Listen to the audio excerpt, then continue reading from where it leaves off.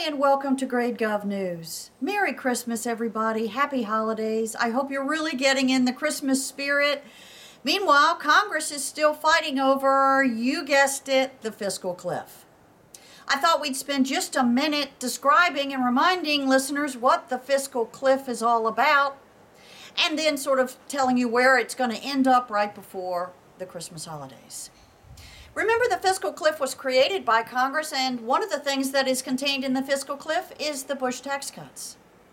These are the Bush tax cuts that were created back in 2001 and 2003. They expire December 31st. You have the alternative minimum tax.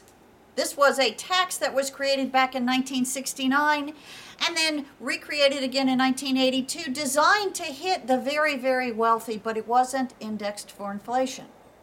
So they have been patching the alternative minimum tax to make sure it didn't affect those taxpayers that it wasn't designed to affect. They've been patching it year after year after year, so it doesn't tax those it wasn't designed to tax.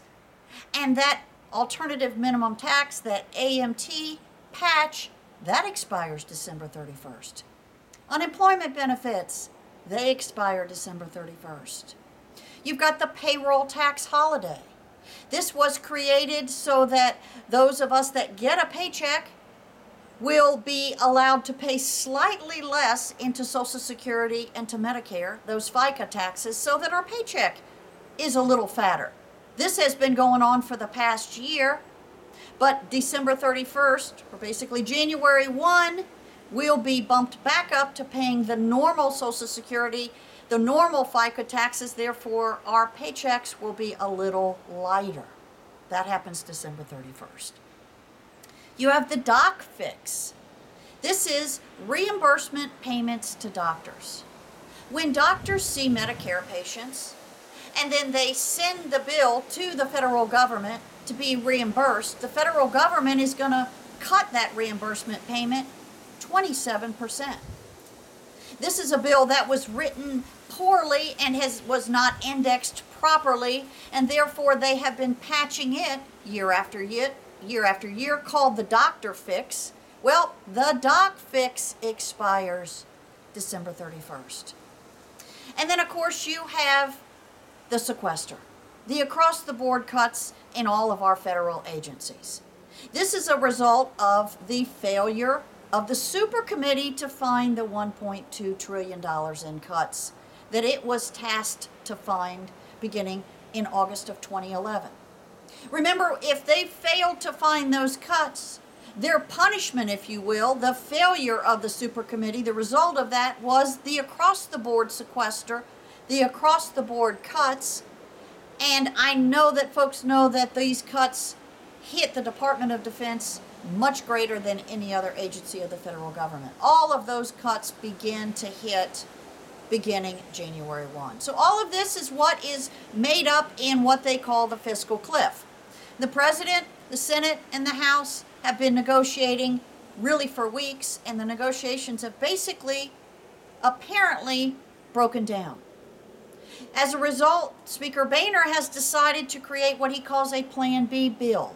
This Plan B is a permanent extension of all of the Bush tax cuts for everybody except those making over $1 million. The former Speaker of the House, Nancy Pelosi, actually had this idea back in May.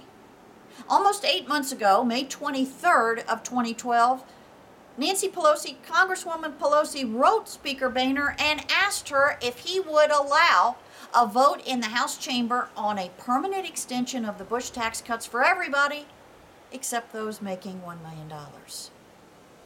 So Speaker Boehner basically has turned that proposal into a Plan B bill. The House will vote on it. It will probably end up going to the Senate chamber by this weekend, and at this filming, the Senate Majority Leader Harry Reid has said he doesn't want to take that bill up. So we'll have to see where the negotiations on the fiscal cliff end up.